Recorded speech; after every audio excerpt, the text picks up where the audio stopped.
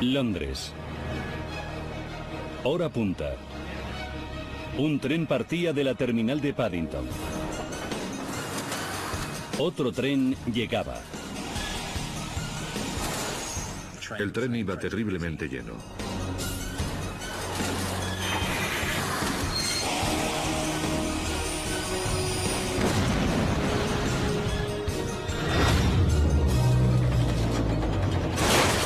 Nunca había oído algo así, fue un inmenso estrépito. No se podían diferenciar los trenes. Tras la colisión de dos trenes de pasajeros, los investigadores debían descubrir qué había provocado el peor desastre ferroviario del Reino Unido en una década. ¿Fue un terrible accidente? ¿Un sabotaje? ¿O puede que un suicidio?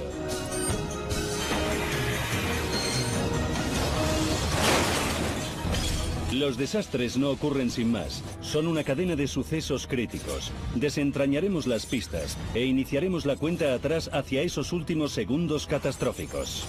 Segundos catastróficos, el desastre del tren de Paddington.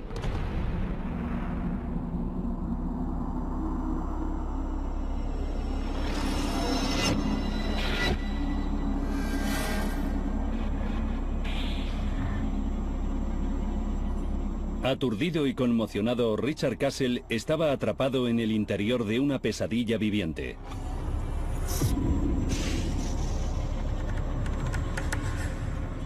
Tenía trozos de piedras y rocas por todas partes.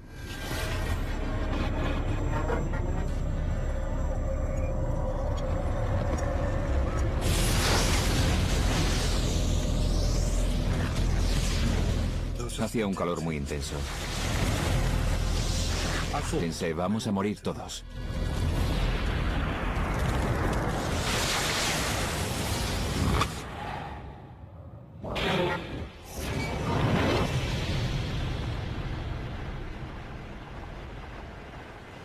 ...5 de octubre de 1999... ...7:30 de la mañana... ...un tren de mercancías normal... ...el mismo que Richard Castle cogía para ir a trabajar todos los días... Iba a trabajar a Londres desde mi casa de Strauss, en Gloucestershire.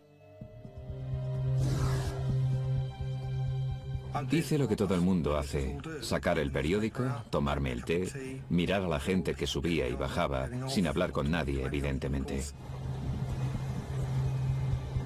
Jonathan Duckworth no iba normalmente en ese tren. Esa mañana cogí un tren anterior porque el día antes el mío había llegado tarde.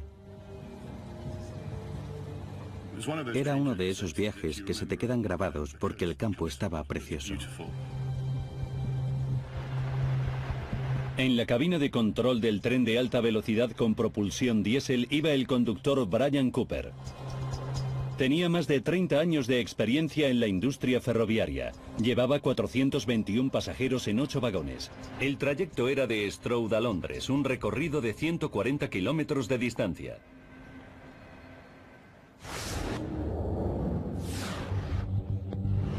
Londres. Estación de Paddington. La hora punta de la mañana había empezado. El conductor Michael Hodder, que acababa de obtener su licencia, se preparaba para partir con su tren turbo de la línea Thames de 3 vagones hacia Bedwin, Wiltshire. Llevaría 147 pasajeros a bordo.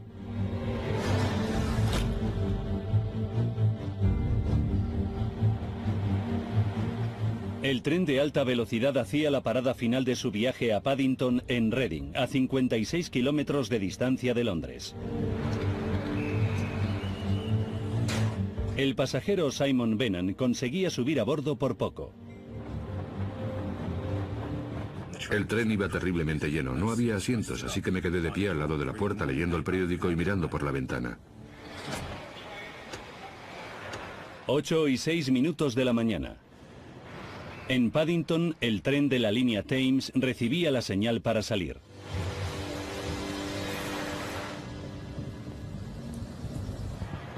Los siguientes 5 minutos de su viaje eran los más desafiantes.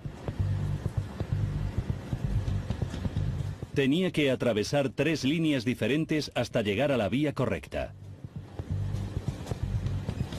Era una hora muy ajetreada con unos 50 trenes entrando y saliendo de la terminal cada hora.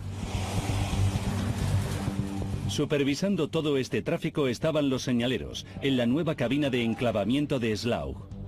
Podían ver tanto el tren de alta velocidad de Brian Cooper que llegaba como el tren turbo de la línea Thames de Michael Hodder que partía de Paddington.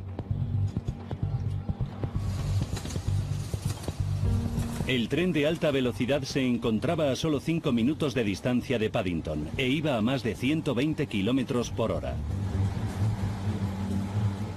Yo iba en el sentido de la marcha dirección a Londres.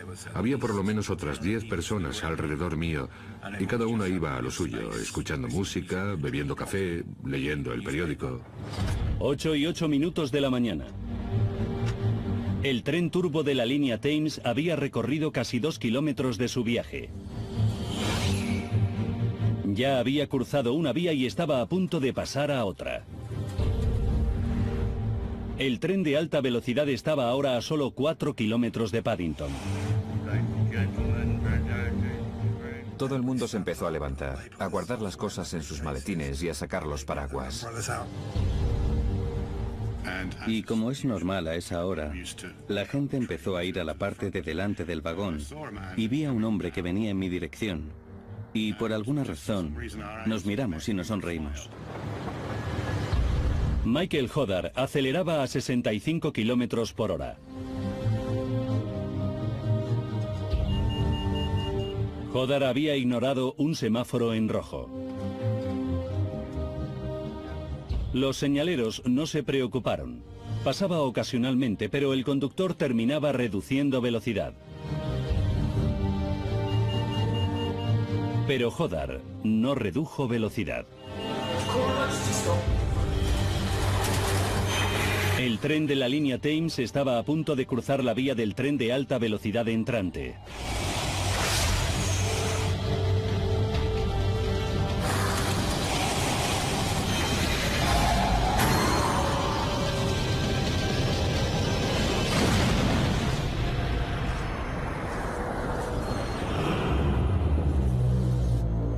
Chocaban a una velocidad de más de 200 kilómetros por hora.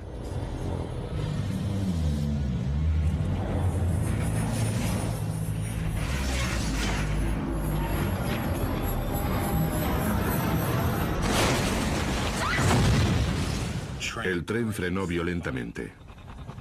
Yo recorrí más de 1 metro volando hasta empotrarme en una pared. Me estampé contra la pared de cara y caí al suelo. Nunca había oído algo así. Un inmenso estruendo. Y luego el vagón hizo una especie de pirueta. Yo no sabía qué estaba pasando, pero estaba claro que se había salido de las vías. Después, cuando el tren se empezó a mover de izquierda a derecha, pensé, por favor, no vuelques, porque sabía que si volcaba mi vida estaría en peligro. Una enorme bola de fuego envolvía los vagones. Empezaron las llamas y vi un vagón en el que la gente miraba por la ventana y parecían estatuas porque estaban pálidos y me miraban fijamente.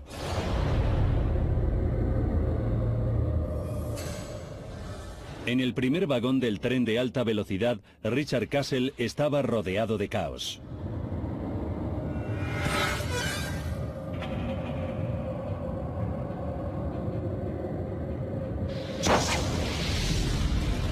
Una segunda bola de fuego arrasaba su vagón. Sí, sentí un calor muy intenso. Sabía que lo que tenía que hacer era ponerme las manos en la cara para protegerme los ojos. El vagón de Simon Benham seguía en pie. Había mucho polvo, mucho humo. La gente empezó a gritar también. Eso no se me olvida. La gente no dejaba de gritar. Miré por la ventana y a no más de 4 o 5 metros de distancia vi el motor ardiendo y podía sentir el calor por la ventana quemándome la cara.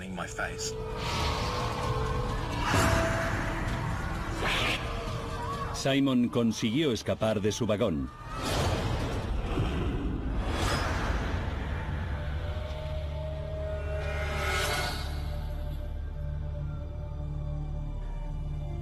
Miré alrededor y vi el tren fuera de las vías completamente de lado. Ahí es cuando me di cuenta de que era un desastre muy grande. Recuerdo oír gritar a alguien. Empecé a ir hacia el tren de la línea Thames y hubo una pequeña explosión. Y los gritos cesaron, desafortunadamente. El vagón de Jonathan Duckworth había volcado.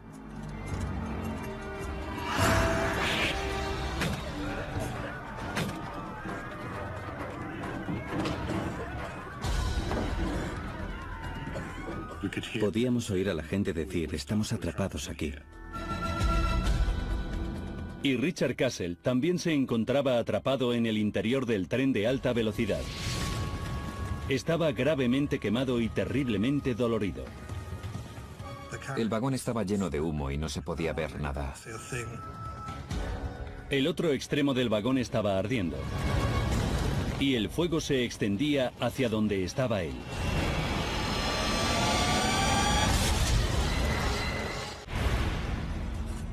Las puertas del tren no se abrían. Era una lucha por escapar. Los dos hombres que estaban intentando abrir la puerta consiguieron romperla y entró un poco de aire fresco, un poco de luz, y todos nos animamos un poco. Y luego, poco a poco, la gente empezó a salir por la parte de atrás del coche. Yo encontré mi maletín y mi chaqueta, y curiosamente son cosas importantes cuando tu vida sufre un revés así.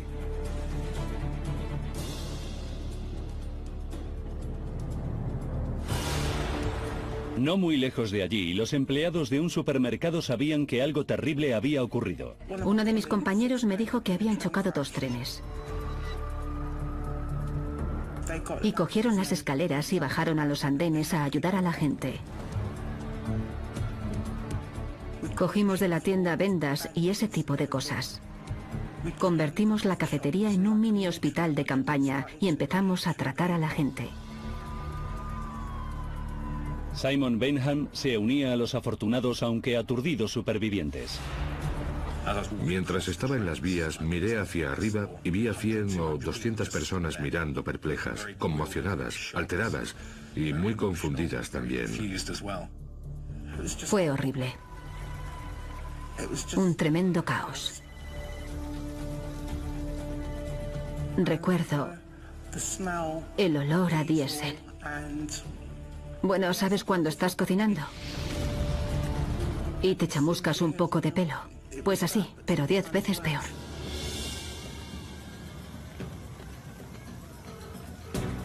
Hola, servicio de emergencias. El servicio de emergencias empezaba a recibir llamadas. Las primeras llamadas nos decían que había fuego en el garaje.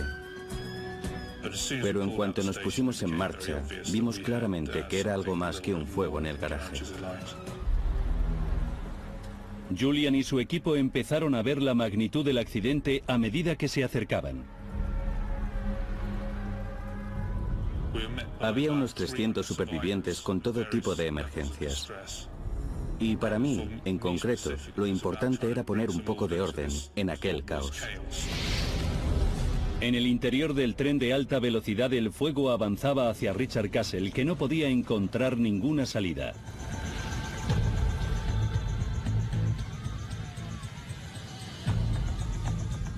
Sobre mí, en un lateral del tren, había una ventana rota. El humo se despejó por un momento y vi pasar la luz del sol por la ventana. Y pude llegar a esa ventana escalando por los asientos.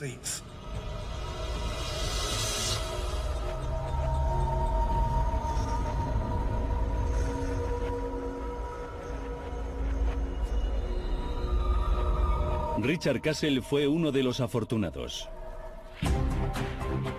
Los 2 trenes eran una maraña de metal y fuego. Y seguía habiendo personas entre los escombros.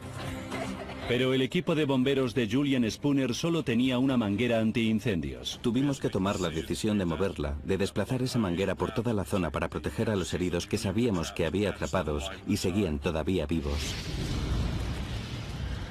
Los 2 trenes.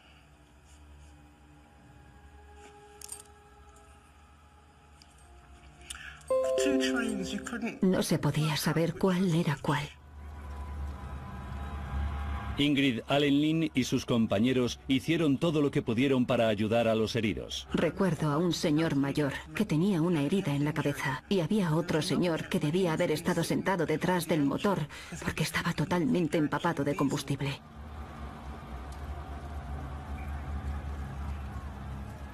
Pero lo que más recuerdo son los móviles.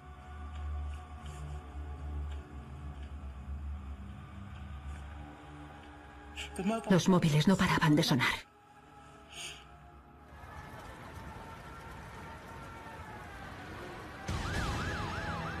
Otros equipos de emergencia empezaban a llegar. Recuerdo que pensé con cierto alivio que llegaban por el tipo de lesiones y la forma en que el tren había quedado comprimido. Estuvimos allí 5 horas intentando sacar a toda la gente.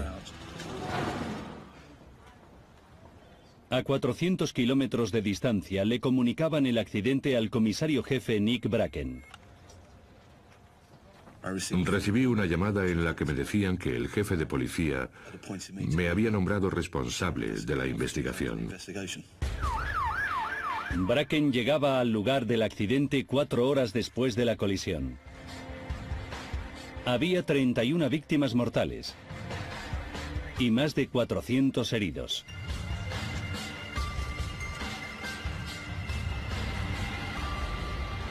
Encontrar la causa de la colisión iba a ser uno de los mayores retos de la carrera de Nick Bracken.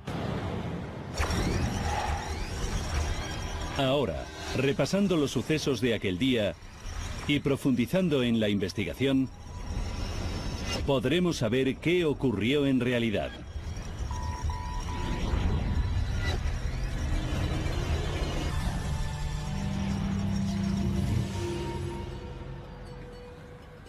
Está claro que cualquier catástrofe de este tipo se convierte en un gran rompecabezas que tenemos que intentar recomponer.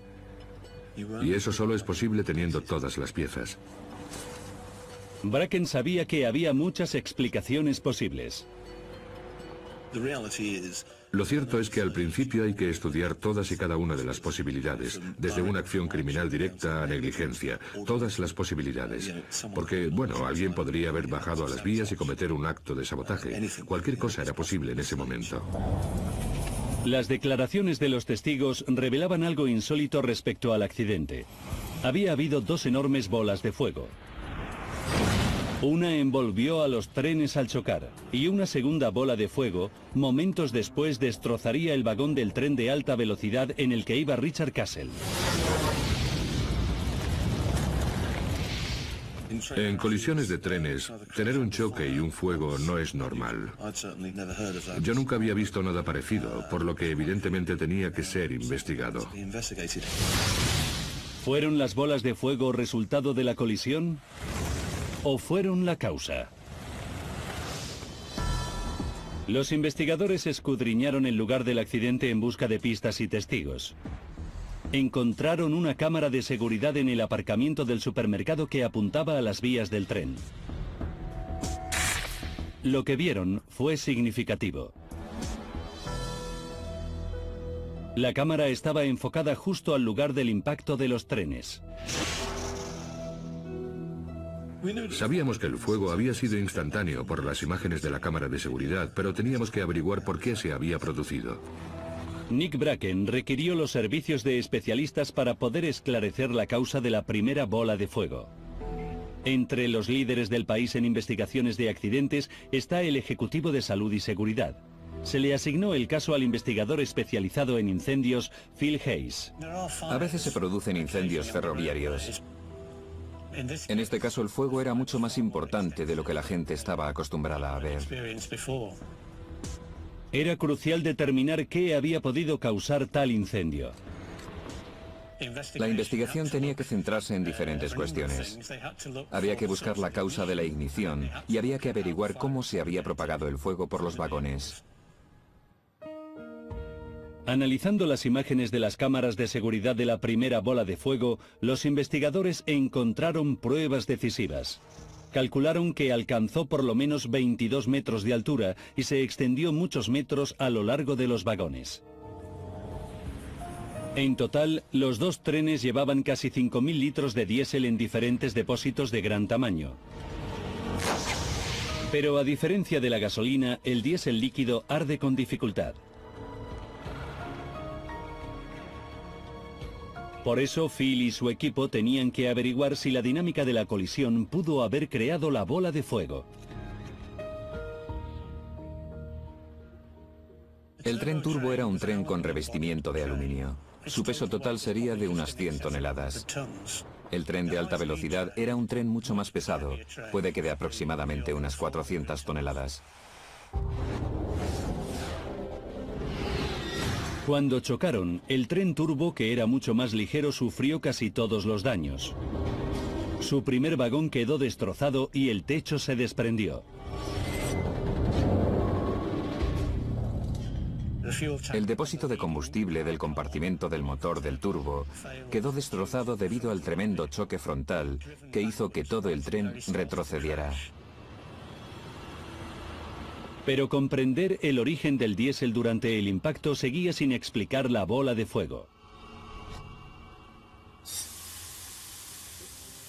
Phil sabía que el diésel líquido no arde fácilmente. Pero el diésel en forma de vapor es diferente.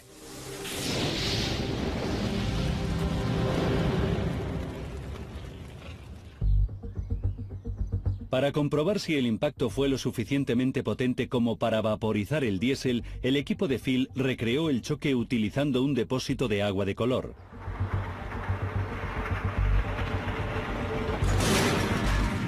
El diésel se vaporizó al instante. Cuando el compartimento del motor retrocedió por el choque, se produjo un impacto en el depósito de combustible. El depósito de combustible quedó comprimido y el combustible salió debido a la presión. Y creemos que eso es lo que provocó la nube de diésel. Para que ardiera la nube de diésel se necesitaba una chispa. Había trenes eléctricos impulsados por cables elevados que también utilizaban estas vías. La línea elevada de 25 kilovoltios sufrió daños por el impacto y por tanto debió haber descargas eléctricas. Así que Phil y su equipo llenaron el depósito de prueba con diésel y añadieron unas chispas para simular los dañados cables eléctricos de la parte de arriba.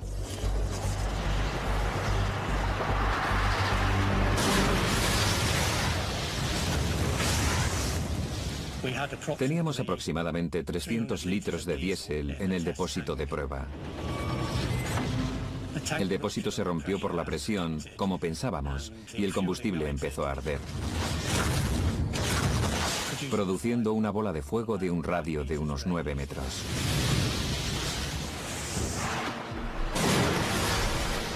Pero seguía habiendo un misterio. Los supervivientes hablaban de una segunda bola de fuego.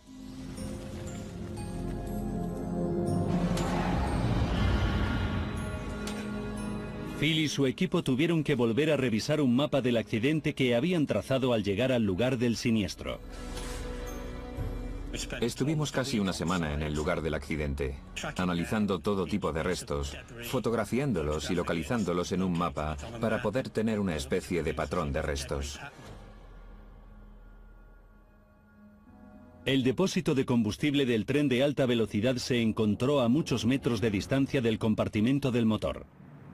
Lo que creemos que ocurrió es que el depósito se desenganchó de su montura.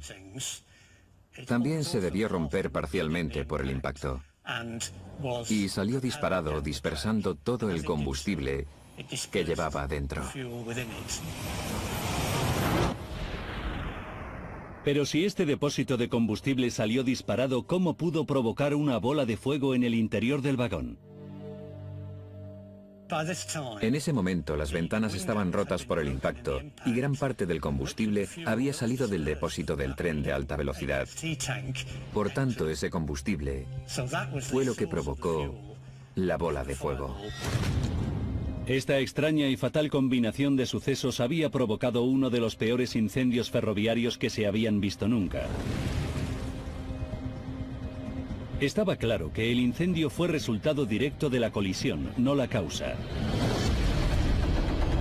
Y dicha causa seguía siendo un misterio.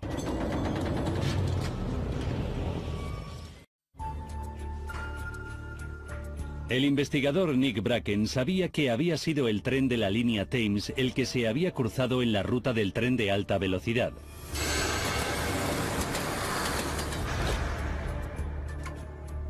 Por eso centró su investigación en el tren turbo. Había ignorado un semáforo en rojo momentos antes del choque. Podía haber sido por un fallo mecánico del tren.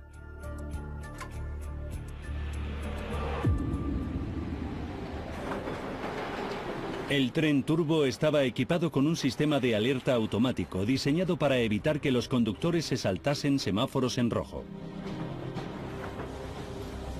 Al llegar a un semáforo en rojo, se activa una alarma y suena un pitido. Si el maquinista ignora esta alerta y no frena, el sistema automáticamente activa los frenos del tren. Para determinar si Hodar recibió o no esa alerta, Nick Bracken sabía que tenía que conseguir una pieza esencial que debía encontrarse entre los restos. Era crucial intentar encontrar la caja negra del tren, que es muy parecida a la de los aviones. ¿Y qué nos podía decir la caja negra del viaje del tren de la línea Thames? La recuperación de ese grabador de datos y su interpretación iba a ser fundamental. La caja negra registra todas las señales de aviso emitidas por el sistema de alertas automático y las respuestas del maquinista. Fue encontrada entre los restos, pero estaba muy dañada. Decidí que era mejor intentar recuperar esos datos con la ayuda de los propios fabricantes de la caja negra. El grabador de datos fue enviado a Italia para ser analizado, lo que llevaría un tiempo. Nick Bracken se centró en el sistema de frenos del tren de la línea Thames.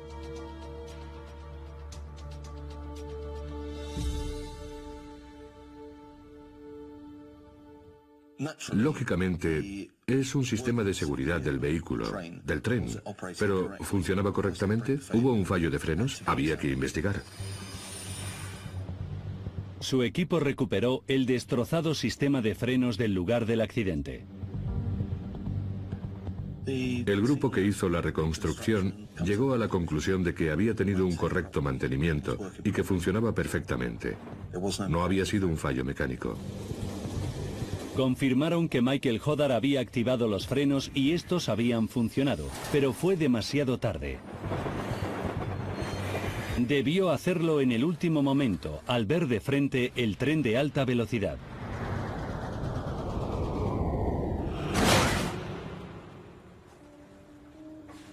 Cuando los resultados de la caja negra llegaron a Italia, Nick Bracken se sintió aliviado al saber que los fabricantes habían podido extraer información importante de los destrozados restos. Se confirmaba que el sistema de alerta automático de Hodar funcionaba perfectamente y también se confirmaba que había frenado. Mostraba que el conductor había ignorado diferentes señalizaciones, que el sistema de alerta se había activado y que las acciones del empleado habían sido apropiadas. No había habido fallos. Pero los datos indicaban algo más. El sistema de alerta automático tenía un fallo de diseño. El sistema de alerta no distinguía entre un semáforo en rojo y uno en ámbar. El sistema de alerta automático solo avisaba al maquinista de la existencia de señalizaciones. Dependía del conductor comprobar si era un semáforo en ámbar y seguir, o en rojo y parar.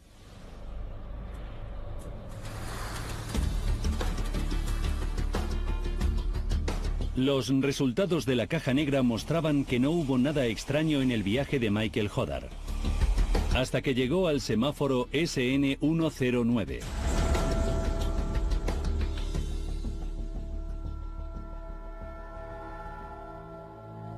Al aproximarse al semáforo, el sistema de alerta se activó. Y él lo reconoció y actuó. y siguió adelante. Pero el semáforo SN109 estaba en rojo. Debió haber detenido el tren en lugar de ignorar la señalización. Y el grabador de datos reveló una espeluznante sorpresa. El conductor Michael Hodder no solo ignoró un semáforo en rojo, sino que aceleró al pasar, lanzándose a las vías del tren de alta velocidad y a una muerte segura.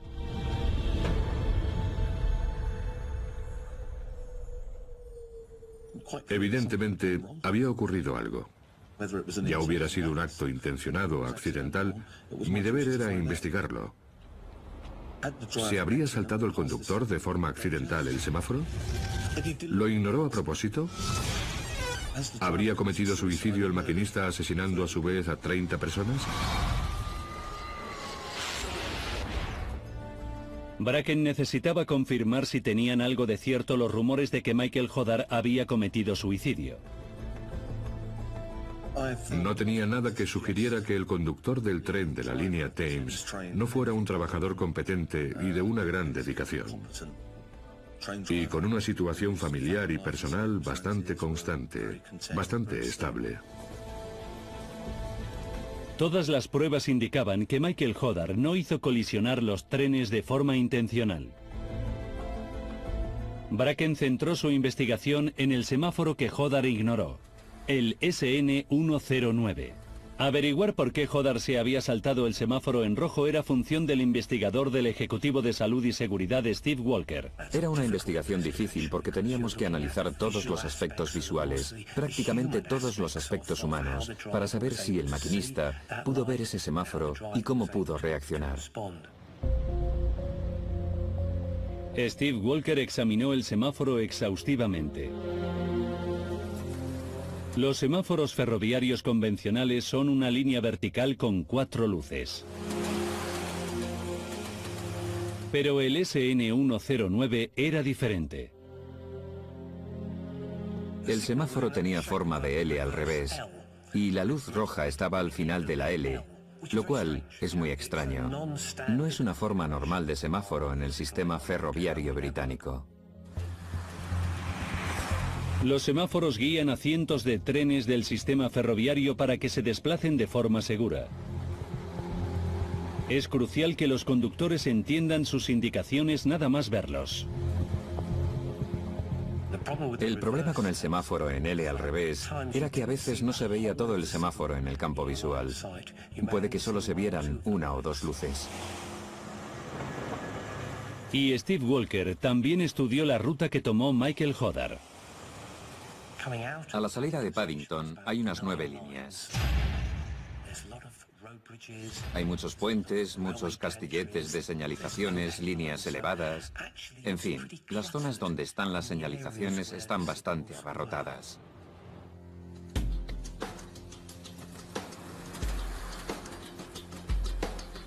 La ubicación del SN109 tras un puente y sobre un castillete de señalizaciones, junto con su insólita forma, hacía que fuera difícil de visualizar. Llegamos a la conclusión de que el semáforo SN109 era un semáforo de difícil visualización para el maquinista. Pero Hodder no se dio cuenta de que había cometido un error. Es muy probable que pensara que el semáforo estaba en ámbar y que por tanto podía seguir. Y por eso aceleró. Sin embargo, quedaba sin aclarar cómo Hodder pudo pensar que un semáforo en rojo estaba en ámbar. Hay un fenómeno muy conocido entre los maquinistas de tren llamado señal fantasma. Siempre existe la posibilidad de que la luz del sol refleje en el semáforo y cree una señal fantasma. Steve Walker decidió enviar un tren de prueba a la misma ruta, exactamente en el mismo momento del día en que el tren turbo de la línea Thames pasó por el semáforo SN109 y comprobó que había destellos de luz solar sobre las luces de la señal. Y los colores eran más débiles de lo que nos esperábamos. El día del choque era una perfecta mañana de otoño. El sol estaba bajo y brillaba por detrás del tren de la línea Thames. Su luz se reflejaba en el semáforo que quedaba parcialmente oculto por el puente de la carretera y los cables. Las pruebas sugerían que Hodar creyó que el semáforo estaba en ámbar y no en rojo. El ámbar hubiera significado que podía seguir, por lo que hubiera podido acelerar.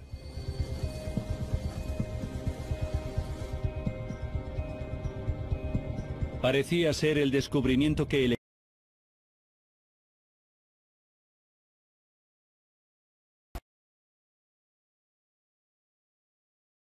tanto esperaba. Pero la investigación no había acabado. Teníamos 3 escenas de crimen fundamentales. La propia escena donde se había producido el accidente, las señalizaciones del trayecto y también la cabina de enclavamiento de Slough. El equipo de Bracken se centró en la cabina de enclavamiento y descubrió que la colisión se pudo haber evitado. En una emergencia, los señaleros pueden enviar un mensaje de parada directamente al maquinista y tienen la autoridad de cambiar señalizaciones. Pero los investigadores hicieron un inquietante descubrimiento. Había habido un retraso fatal. Si no se hubieran perdido una serie de segundos antes de cada acción, es posible que el tren hubiera podido parar.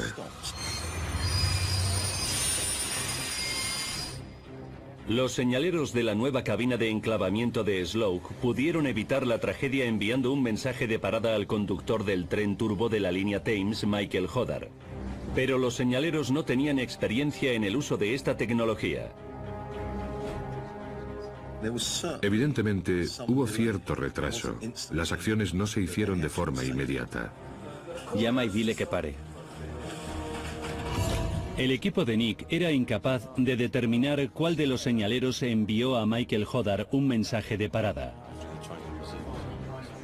Los señaleros afirmaron que fue transmitido, pero no hay pruebas concluyentes de que Hodar lo recibiera. Lo que sí se sabe es que el tren turbo de la línea Thames no paró. Los señaleros tenían otra opción que podía haber salvado muchas vidas. Había otro semáforo en la ruta del tren de alta velocidad, el SN 120. Si lo hubieran cambiado a rojo, el tren de alta velocidad habría reducido su velocidad antes del impacto.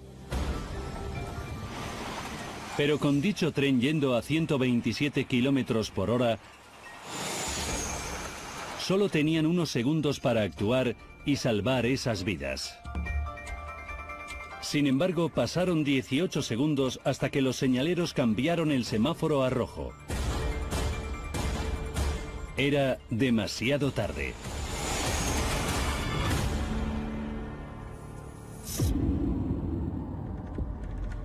La oportunidad de cambiar el semáforo a rojo para el tren que se aproximaba a Paddington se perdió.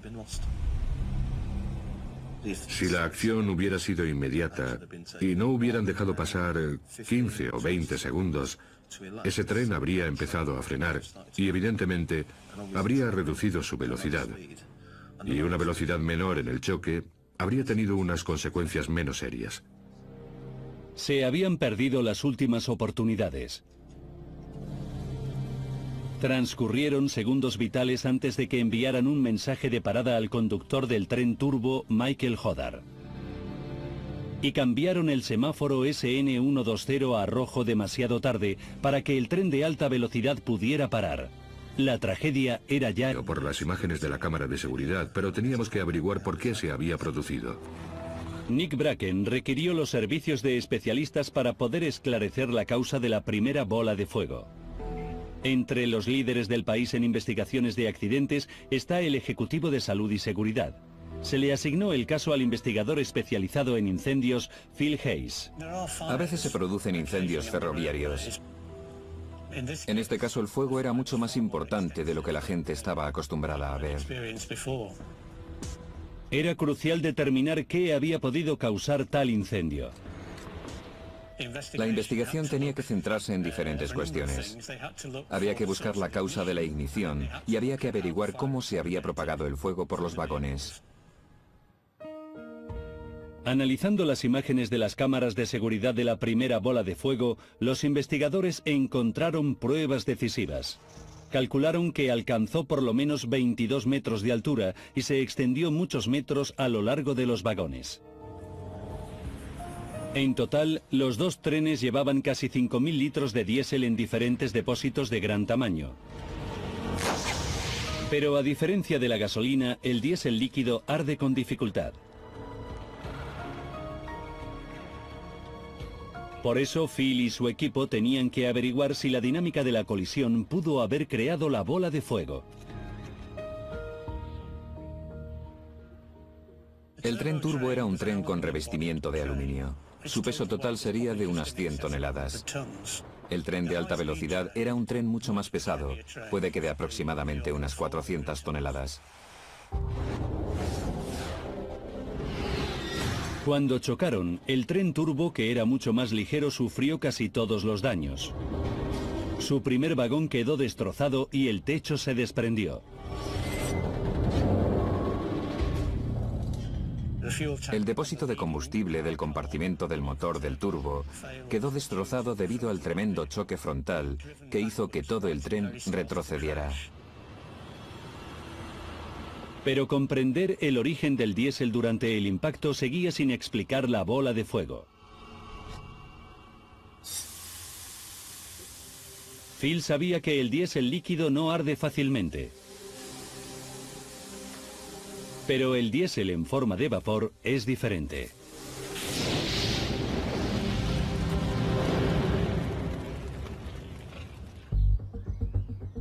Para comprobar si el impacto fue lo suficientemente potente como para vaporizar el diésel, el equipo de Phil recreó el choque utilizando un depósito de agua de color.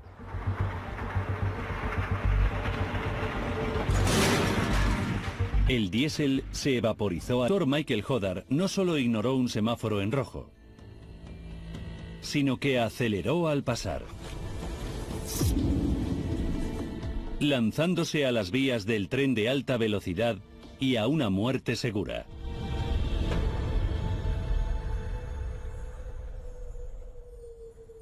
Evidentemente, había ocurrido algo.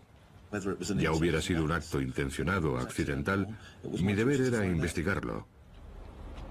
¿Se habría saltado el conductor de forma accidental el semáforo? ¿Lo ignoró a propósito? ¿Habría cometido suicidio el maquinista asesinando a su vez a 30 personas? Bracken necesitaba confirmar si tenían algo de cierto los rumores de que Michael Hodder había cometido suicidio.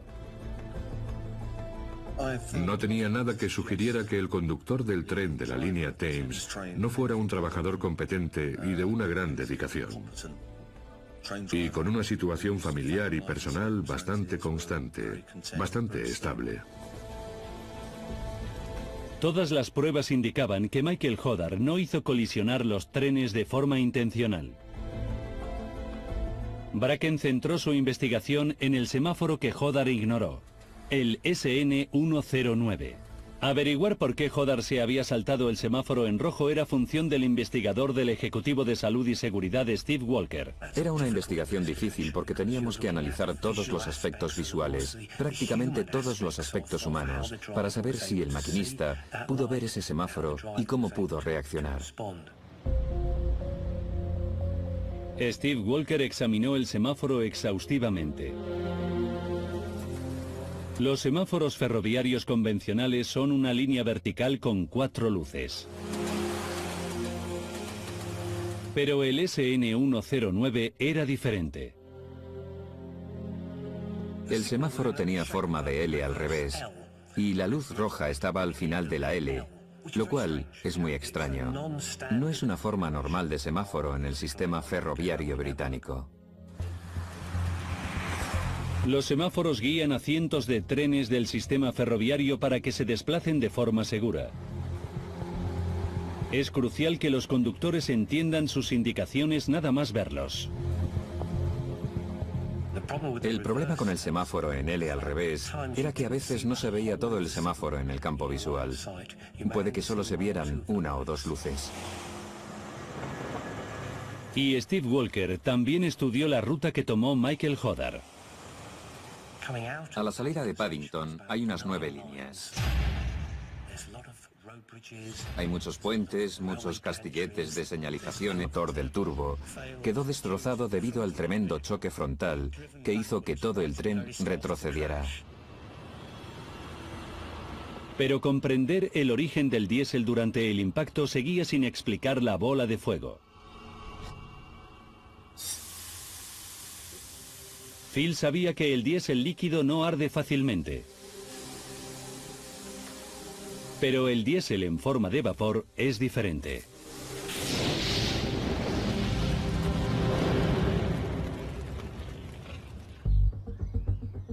Para comprobar si el impacto fue lo suficientemente potente como para vaporizar el diésel, el equipo de Phil recreó el choque utilizando un depósito de agua de color.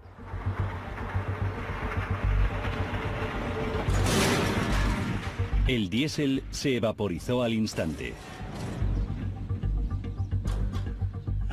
Cuando el compartimento del motor retrocedió por el choque, se produjo un impacto en el depósito de combustible. El depósito de combustible quedó comprimido y el combustible salió debido a la presión. Y creemos que eso es lo que provocó la nube de diésel. Para que ardiera la nube de diésel se necesitaba una chispa. Había trenes eléctricos impulsados por cables elevados que también utilizaban estas vías. La línea elevada de 25 kilovoltios sufrió daños por el impacto y por tanto debió haber descargas eléctricas. Así que Phil y su equipo llenaron el depósito de prueba con diésel y añadieron unas chispas para simular los dañados cables eléctricos de la parte de arriba.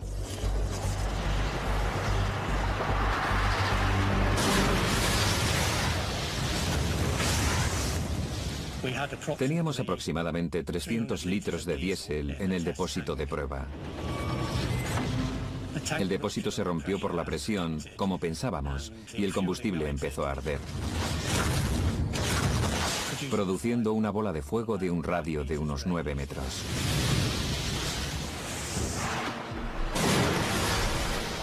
Pero seguía habiendo un misterio. Los supervivientes hablaban de una segunda bola de fuego.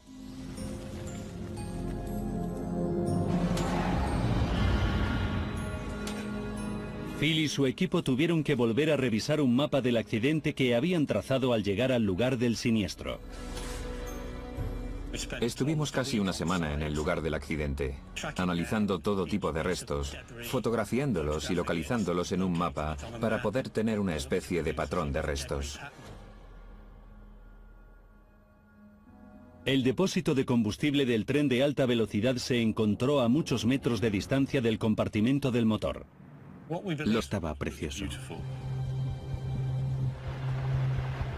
En la cabina de control del tren de alta velocidad con propulsión diésel iba el conductor Brian Cooper. Tenía más de 30 años de experiencia en la industria ferroviaria. Llevaba 421 pasajeros en 8 vagones. El trayecto era de Stroud a Londres, un recorrido de 140 kilómetros de distancia.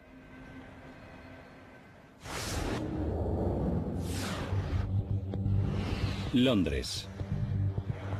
Estación de Paddington. La hora punta de la mañana había empezado. El conductor Michael Hodder, que acababa de obtener su licencia, se preparaba para partir con su tren turbo de la línea Thames de 3 vagones hacia Bedwin, Wiltshire. Llevaría 147 pasajeros a bordo.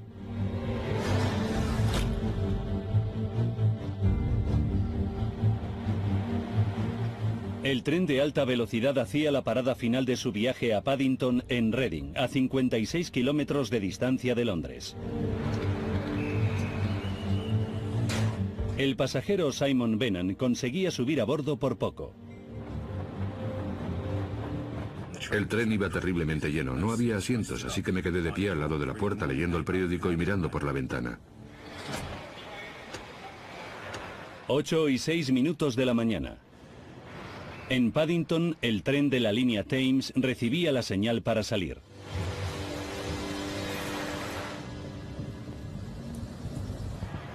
Los siguientes 5 minutos de su viaje eran los más desafiantes. Tenía que atravesar 3 líneas diferentes hasta llegar a la vía correcta. Era una hora muy ajetreada con unos 50 trenes entrando y saliendo de la terminal cada hora. Supervisando todo este tráfico estaban los señaleros, en la nueva cabina de enclavamiento de Slough. Podían ver tanto el tren de alta velocidad de Brian Cooper que llegaba como el tren turbo de la línea Thames de Michael Hodder que partía de Paddington. El tren de alta velocidad se encontraba a solo 5 minutos de distancia de Paddington e iba a más de 120 kilómetros por hora. Yo iba en el sentido de la marcha dirección a Londres. Había por lo menos otras 10 personas alrededor mío y cada una iba a lo suyo, escuchando música, bebiendo café, leyendo el periódico. 8 y 8 minutos de la mañana. El tren turbo de la línea Thames había recorrido casi 2 kilómetros de su viaje. Ya había cruzado una vía y estaba a punto de pasar a otra. Uno de mis compañeros me dijo que habían chocado 2 trenes. Y cogieron las escaleras y bajaron a los andenes a ayudar a la gente. Cogimos de la tienda vendas y ese tipo de cosas. Convertimos la cafetería en un mini hospital de campaña y empezamos a tratar a la gente. Simon Bainham se unía a los afortunados aunque aturdidos supervivientes. Mientras estaba en las vías, miré hacia arriba y vi a 100 o 200 personas mirando perplejas, conmocionadas, alteradas y muy confundidas también. Fue horrible. Un tremendo caos. Recuerdo el olor a diésel. Bueno, ¿sabes cuando estás cocinando? Y te chamuscas un poco de pelo. Pues así, pero 10 veces peor.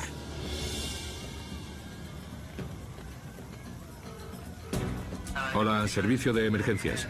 El servicio de emergencias empezaba a recibir llamadas. Las primeras llamadas nos decían que había fuego en el garaje. Pero en cuanto nos pusimos en marcha, vimos claramente que era algo más que un fuego en el garaje. Julian y su equipo empezaron a ver la magnitud del accidente a medida que se acercaban. Había unos 300 supervivientes con todo tipo de emergencias. Y para mí, en concreto, lo importante era poner un poco de orden en aquel caos. En el interior del tren de alta velocidad el fuego avanzaba hacia Richard Castle, que no podía encontrar ninguna salida.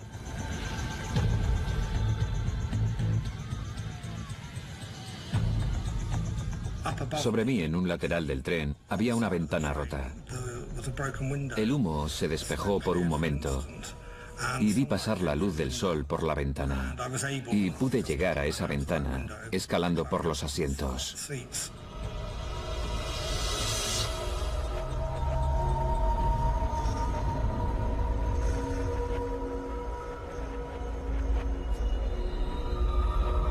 Richard Castle fue uno de los afortunados.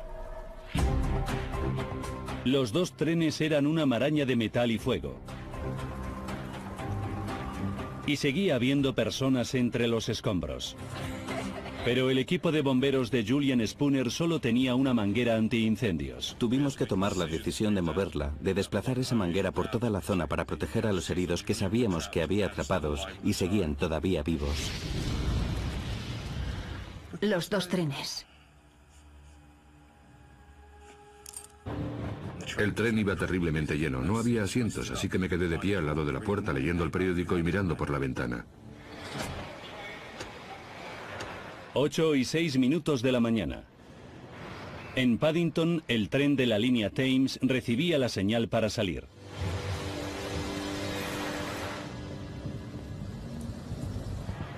Los siguientes 5 minutos de su viaje eran los más desafiantes. Tenía que atravesar 3 líneas diferentes hasta llegar a la vía correcta.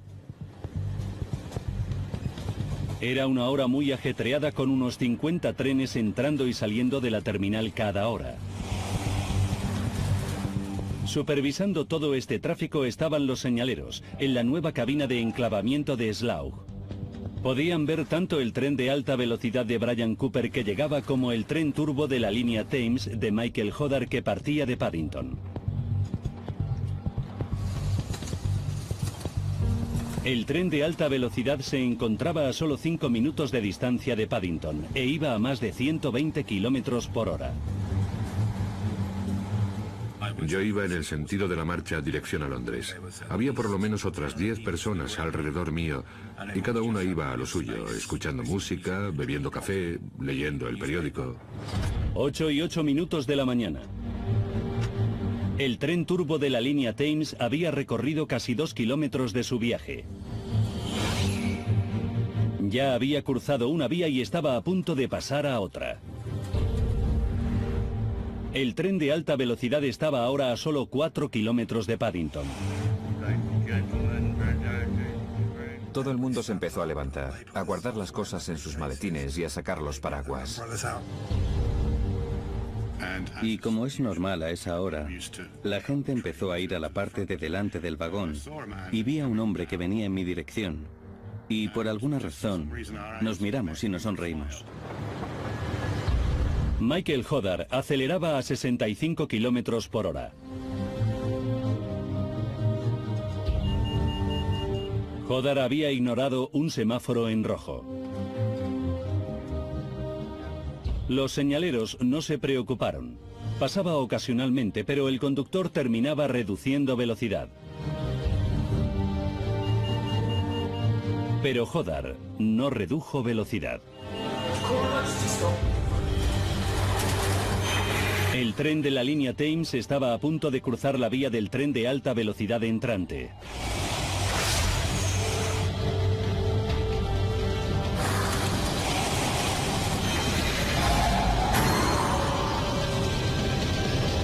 Empezaban a llegar.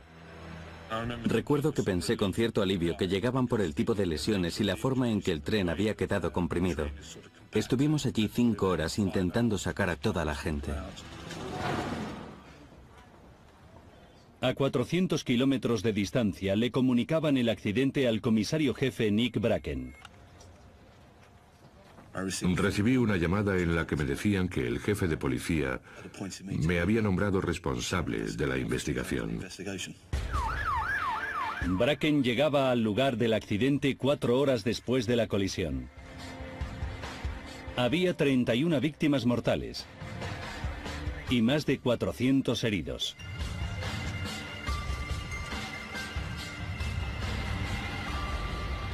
Encontrar la causa de la colisión iba a ser uno de los mayores retos de la carrera de Nick Bracken. Ahora, repasando los sucesos de aquel día y profundizando en la investigación, podremos saber qué ocurrió en realidad.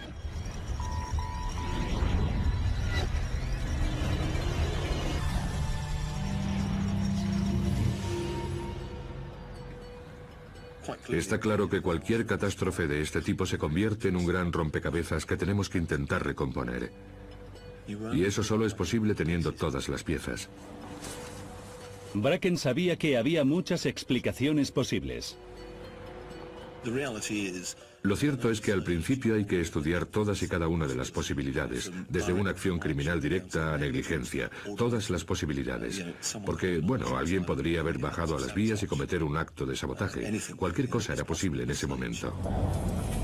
Las declaraciones de los testigos revelaban algo insólito respecto al accidente. Había habido 2 enormes bolas de fuego. Una envolvió a los trenes al chocar y una segunda bola de fuego, momentos después, destrozaría el vagón del tren de alta velocidad en el que iba Richard Castle. En colisiones de trenes, tener un choque y un fuego no es normal. Yo nunca había visto nada parecido, por lo que evidentemente tenía que ser investigado. ¿Fueron las bolas de fuego resultado de la colisión? ¿O fueron la causa? Los investigadores escudriñaron el lugar del accidente en busca de pistas y testigos. Encontraron una cámara de seguridad en el aparcamiento del supermercado que apuntaba a las vías del tren. Lo que vieron fue significativo. La cámara estaba enfocada justo al lugar del impacto de los trenes. A punto de pasar a otra. El tren de alta velocidad estaba ahora a solo 4 kilómetros de Paddington. Todo el mundo se empezó a levantar, a guardar las cosas en sus maletines y a sacar los paraguas. Y como es normal a esa hora, la gente empezó a ir a la parte de delante del vagón y vi a un hombre que venía en mi dirección. Y por alguna razón, nos miramos y nos sonreímos. Michael Hodder aceleraba a 65 kilómetros por hora. Hodder había ignorado un semáforo en rojo. Los señaleros no se preocuparon. Pasaba ocasionalmente, pero el conductor terminaba reduciendo velocidad. Pero Hodder no redujo velocidad. El tren de la línea Thames estaba a punto de cruzar la vía del tren de alta velocidad entrante.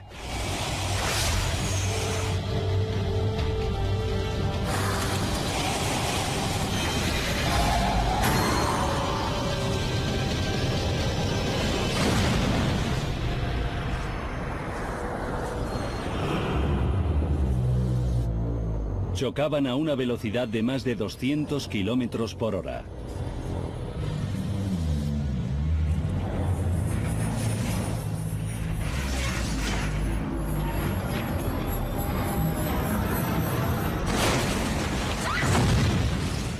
El tren frenó violentamente. Yo recorrí más de 1 metro volando hasta empotrarme en una pared. Me estampé contra la pared de cara y caí al suelo. Nunca había oído algo así. Un inmenso estruendo. Y luego el vagón hizo una especie de pirueta. Yo no sabía qué estaba pasando, pero estaba claro que se había salido de las vías. Después, cuando el tren se empezó a mover de izquierda a derecha, pensé, por favor, no vuelques. Porque sabía que si volcaba, mi vida estaría en peligro. Una enorme bola de fuego envolvía los vagones. Empezaron las llamas y vi un vagón en el que la gente miraba por la ventana y parecían estatuas porque estaban pálidos y me miraban fijamente.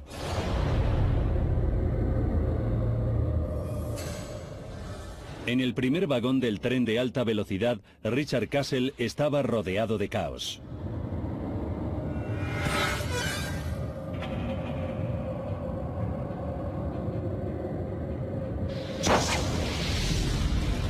Una segunda bola de fuego arrasaba su velocidad.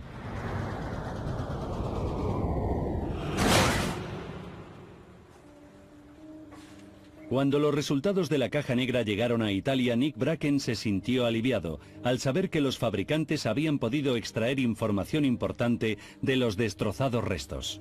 Se confirmaba que el sistema de alerta automático de Hodder funcionaba perfectamente y también se confirmaba que había frenado. Mostraba que el conductor había ignorado diferentes señalizaciones, que el sistema de alerta se había activado y que las acciones del empleado habían sido apropiadas. No había habido fallos. Pero los datos indicaban algo más. El sistema de alerta automático tenía un fallo de diseño. El sistema de alerta no distinguía entre un semáforo en rojo y uno en ámbar. El sistema de alerta automático solo avisaba al maquinista de la existencia de señalizaciones.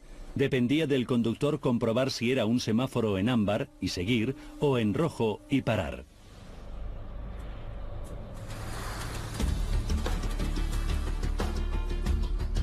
Los resultados de la caja negra mostraban que no hubo nada extraño en el viaje de Michael Hodder, hasta que llegó al semáforo SN109.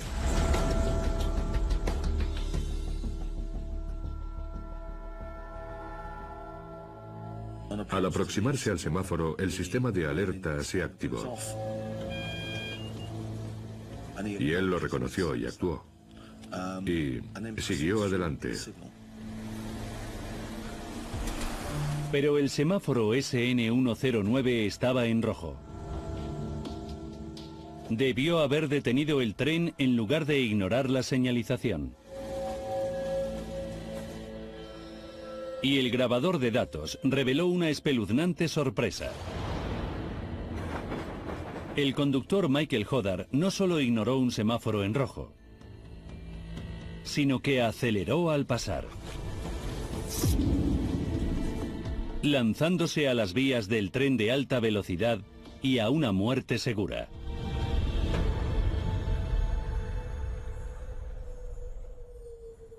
Evidentemente, había ocurrido algo. Ya hubiera sido un acto intencionado o accidental, mi deber era investigarlo. ¿Se habría saltado el conductor de forma accidental el semáforo? ¿Lo ignoró a propósito? ¿Habría cometido suicidio el maquinista asesinando a su vez a 30 personas? Bracken necesitaba confirmar